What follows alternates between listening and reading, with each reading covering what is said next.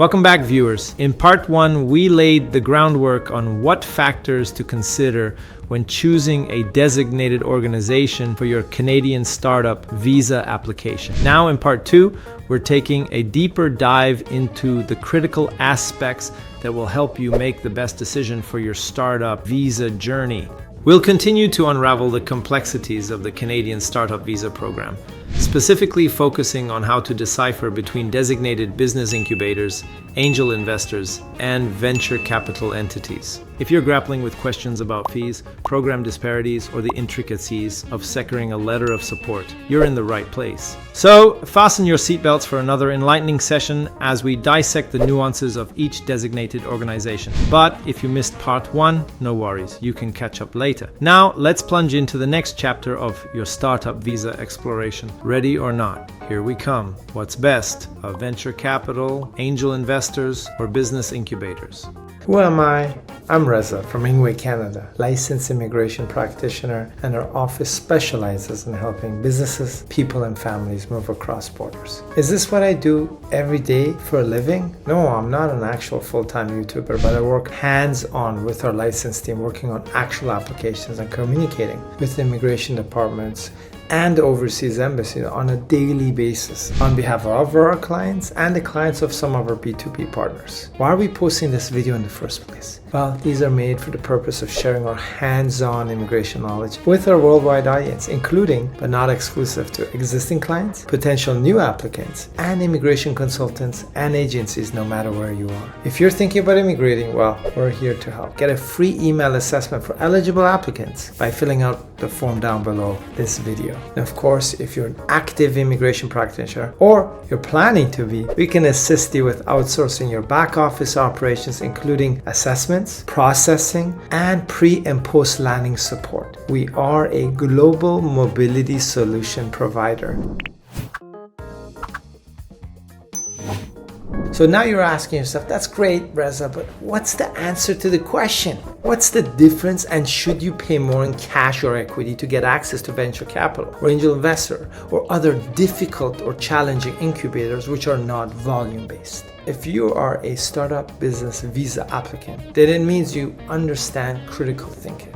Therefore, I'm going to break it down for you in terms of the factors you should consider in the designated organization that you select. These are the key factors that matter, which can allow you to make a critical decision on whether the price is right and whether all of this is worth it. A. All designated organizations have a contract they sign with the co-founders of the startup group. There's a scope of services and expectations in this agreement for both sides, like any other typical agreement. Read through it and check if and how they actually implement these services and communications with their office in Canada. Are they offering any free services to you before you become a Canadian PR, or is it mainly paid after you've been admitted to their program? Sometimes they will state these in their contract, but there's actually nobody to follow through or a contact point to handle your case after you have a letter of support. Be careful about that. A good idea is to ask them for referrals to speak with other startup visa applicants who have gone through the program and have not yet received a confirmation from IRCC for their PR. These are good sources of information you should be talking to. B. How long and extensive is the cohort program? Some designated entities don't have one, and some have self-learning online sessions, and some have 1 to 2 week online classes for their cohorts. This is a personal and business decision for your startup, depending on how much education your co-founders need or onboarding they need,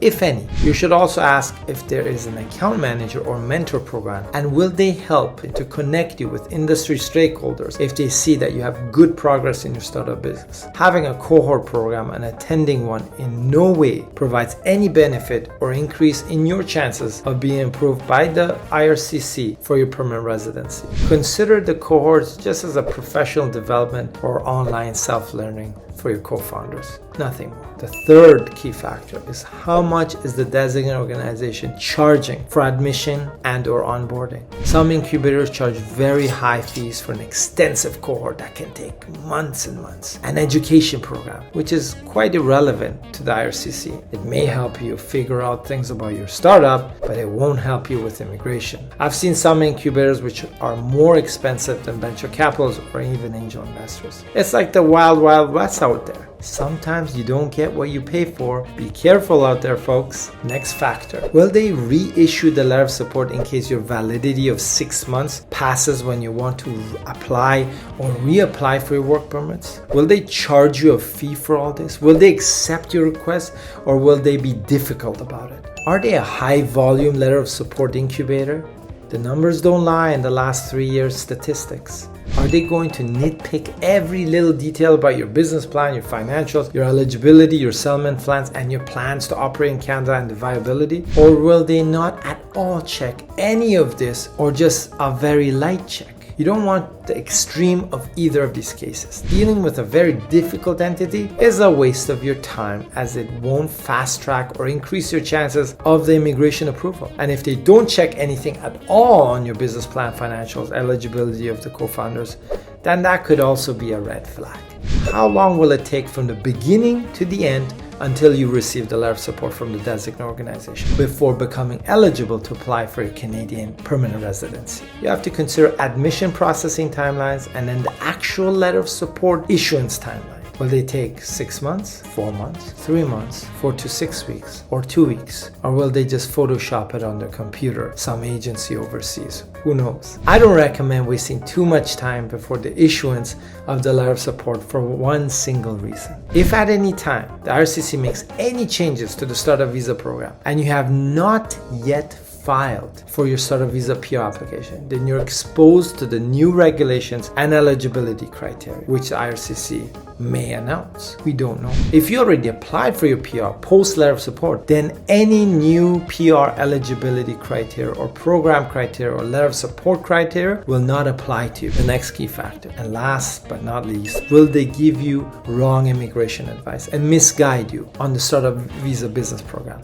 I've seen this plenty of times where some designated organizations mislead their applicants, scare them, or give them misinformation unintentionally out of ignorance, and it does not help the applicants at all. Now that you know the key factors to consider before selecting and applying, you can make an educated decision based on what is important and what is not for your Canadian PR immigration approval. Keep in mind that many features or services that they may offer you may not be relevant or useful at all, depending on your goals and your plans for your startup. Is the Canadian PR more important, or the business progress and networking and mentoring ecosystem, or maybe a combination of all of this? Make a list of priorities such as price, timelines, services offered, cohort programs, location, and how long it's expected to obtain the letter of support before you make your final decision on where to apply. The final Startup Visa PR business application post letter of support can take anywhere from 18 to 24 months as per the IRCC. Therefore, it's wise not to waste too much time on the pre-letter of support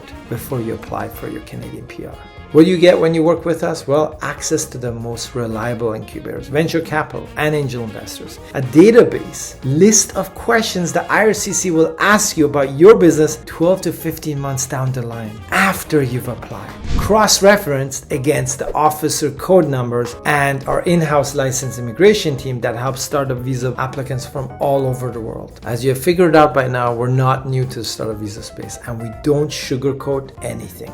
I'm trying to avoid sugar in all means. Ready or not, here we come. If you're thinking about immigrating, whether permanently or temporarily, we're here to help. We just don't offer immigration. We offer solutions. I can guarantee only one point. You'll know what to expect, the entire process clearly laid out for you, and all the risks identified, including costs. You're in full control of which program you choose for your immigration. We give you all the options you're eligible for, and then you decide. Does your local immigration agency offer you this? Our team speaks over 9 languages, and we help applicants from over 50 different countries during the immigration process. I've stopped counting. Click the link below this video and get a free email assessment for eligible applicants only. And if you're ready to apply and would like a one-on-one session with me or any of my licensed immigration team members at Ingwe, you can also book a session directly using the consultation link, you guessed it, down below in the description of this video. And if you want to be notified on when we go live, just subscribe to our YouTube channel. See you next time. Take care.